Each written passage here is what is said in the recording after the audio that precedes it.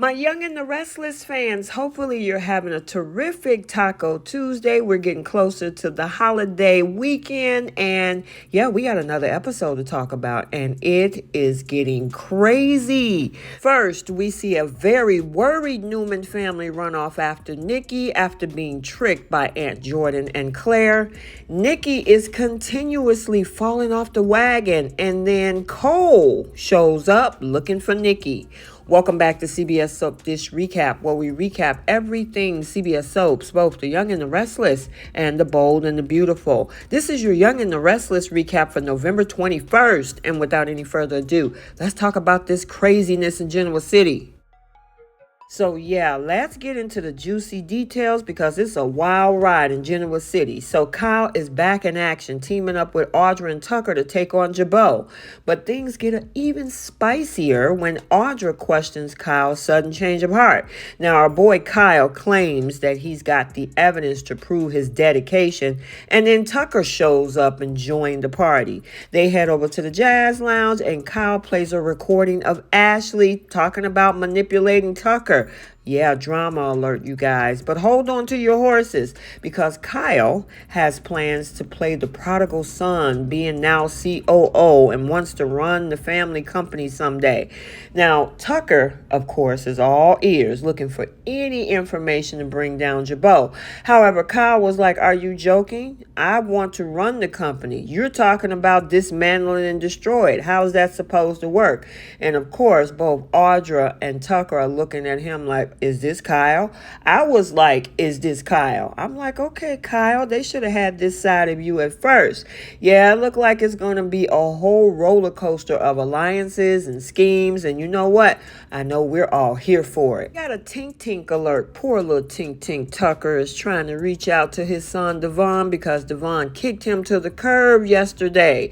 And of course, he wants to spend Thanksgiving with him. And he sends him a text, but I can guarantee you Devon is going to put him on red. Meanwhile, over at the Abbott estate, Jack is prepping for Thanksgiving, but things take a turn when Ashley suggests inviting Tucker to dinner for a drink.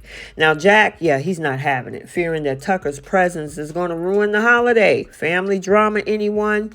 Then we see a very interesting heart-to-heart between Diane and Ashley about family, life twists and turns, and the importance of the holiday.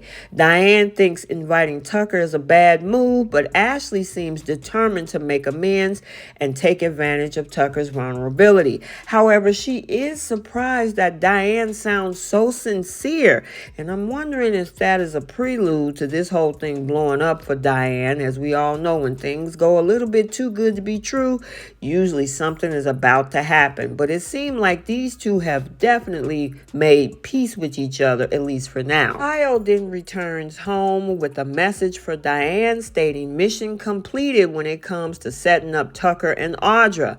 And he thinks that he's going to end up as the hero and got this under control. I hope for good content and drama that he actually does flip the script on Audra and Tucker, because it would definitely be a new side that we can get a chance to see when it comes to Kyle. Well, now we're back over at Newman, and Victoria is in distress and calls her mom for advice. Claire shows up being the so-called bearer of bad news, claimed that Nikki had a seizure and has been rushed to the hospital. And of course, the Newmans are scrambling to get to Nikki, with Victor even prepping the jet.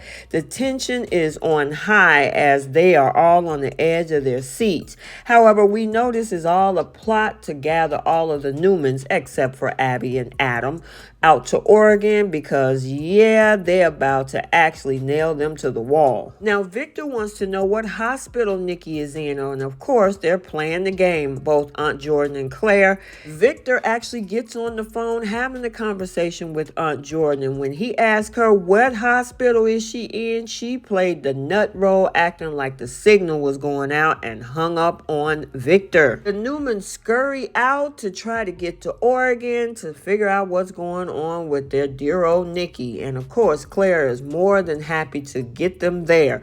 This is going to get crazy, but my thing is they should have asked a few more questions and maybe they would have picked her story apart. But unfortunately, they're acting through their emotions and not through the form of logic. And of course, that's understandable because they think something's wrong with Nikki and her MS has flared up. So yeah, it's getting interesting.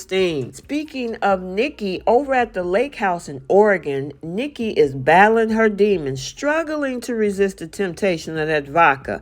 And I was rooting for her to pour it out, pour it out, pour it out. She almost did, got to the bathroom sink, was about to pour it out, and she took down the rest of that bottle, at least majority of it, and it left us on the edge of our seat. She went to sleep. She woke up, and it reaches a peak in this whole turmoil when Cole shows up. Cole used to be Victoria's ex, and he comes in the door talking about, hey, I got your text message, Nikki. I got your text message about Victoria. And yeah, it leaves us hanging on the edge of our seats.